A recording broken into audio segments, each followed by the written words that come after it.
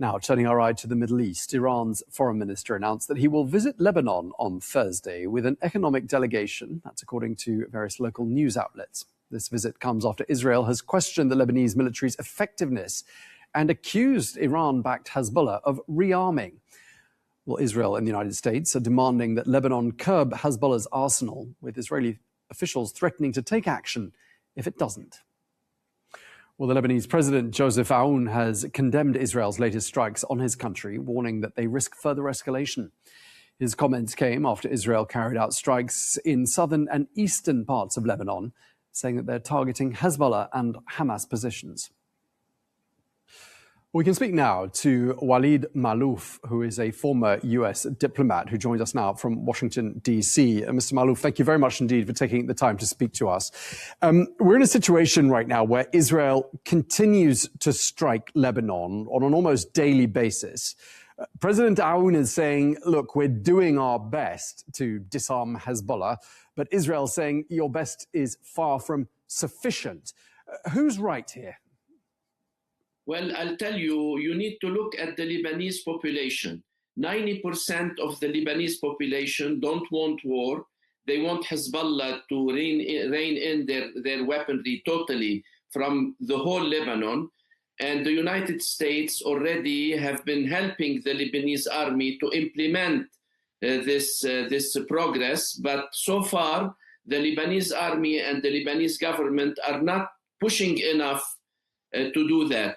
Therefore, we have to look at what the Lebanese people want. The Lebanese people, they want stability, they want economic growth, they want security, sovereignty, etc.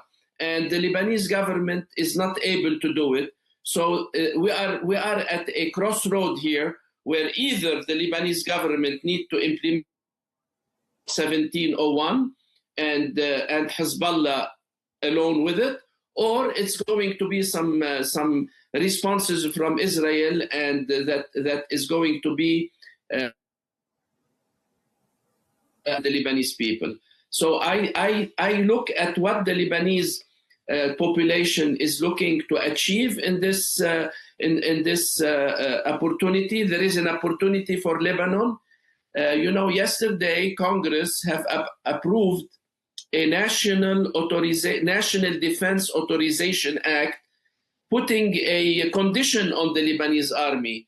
And every 6 months, there will be a report to the Congress if the Lebanese army is implementing the agreement and taking all the weaponry from Hezbollah and stop this nonsense that Hezbollah is pushing back. The pushback from Hezbollah is behind it Iran. And there is also a link between Iran, Hezbollah, Venezuela, Hezbollah. So there is a mess of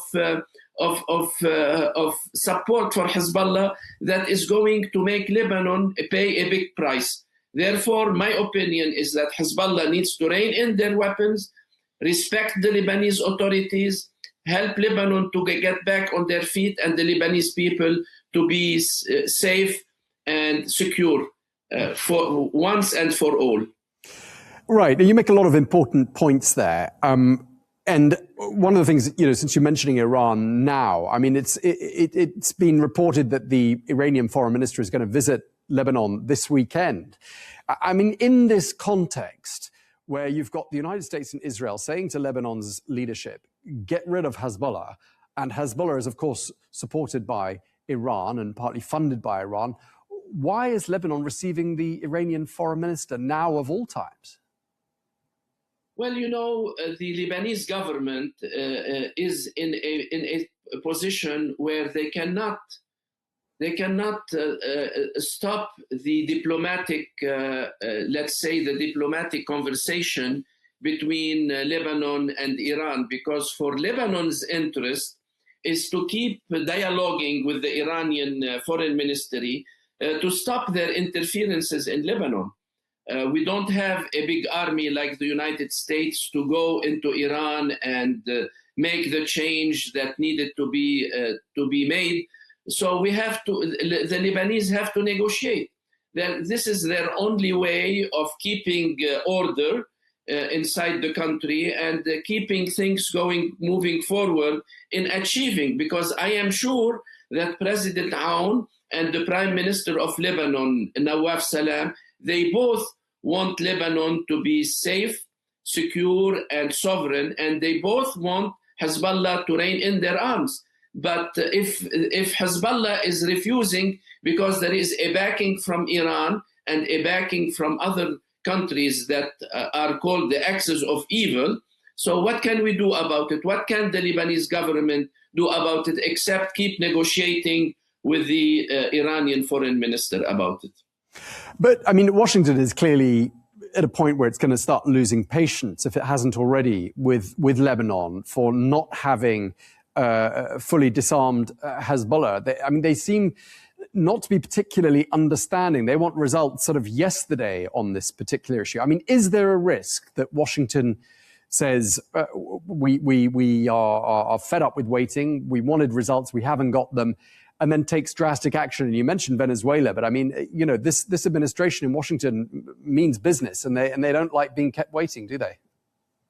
Well, one of the action that the United States took against Hezbollah, believe it or not, is the elimination of Maduro's presidency in Venezuela, because Hezbollah has been having a lot of support from the Maduro's government and from the Maduro's presidency. So this is one down, because now the United States is asking that Hezbollah will be kicked out of Venezuela and stop the drug trafficking and the laundering of money that Maduro used to do or used to help with Hezbollah. This is one. Number two, you know, the United States have already done with this act that I just spoke about. It is a warning that, look, if you are not going to seize the weaponry of Hezbollah in a very timely manner, we're going to stop supporting the Lebanese army. This is already an indication that, you know, they cannot wait any longer, and Lebanon needs to act upon that and see what the Lebanese army and their friends can do. You know, I rely a lot, in my opinion, for the king,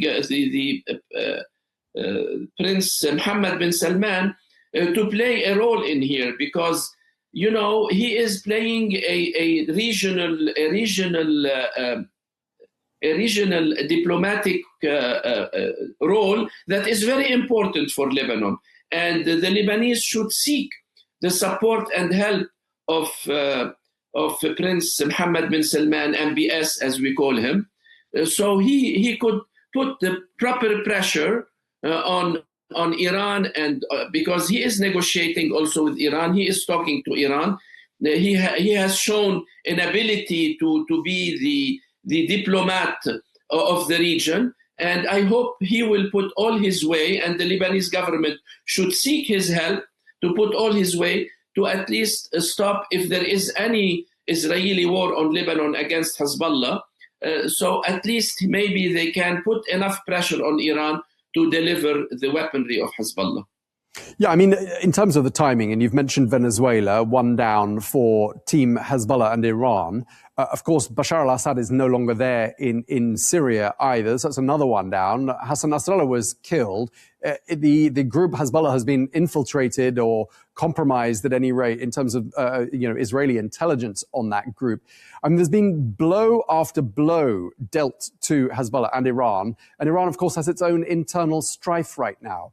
I mean, doesn't now look like a moment when perhaps Hezbollah has never looked more vulnerable, and therefore it oughtn't it, to be easier than ever to deal with the group?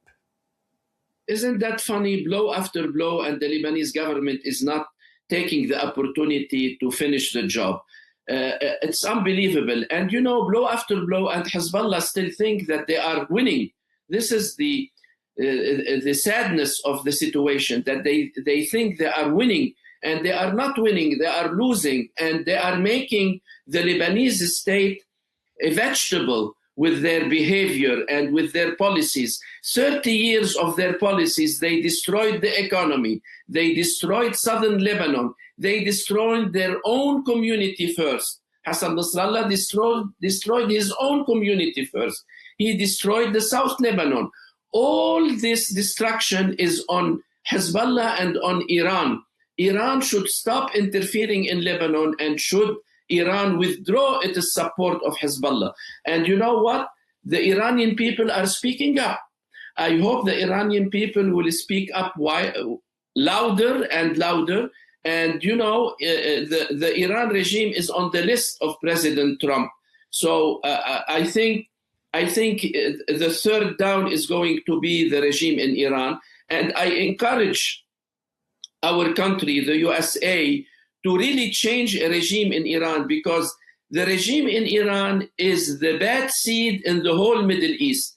It is interfering in every Arab country. It is using their Shia community to destabilize several Arab countries. I am happy that Syria is regaining its sovereignty and they kicked the Iranian out. I hope Lebanon will do the same and Yemen will do the same. Bahrain also stood up against them and they kicked them out. So there should be a time where Iran needs to be punished for all the havoc that has executed in the whole Arab countries.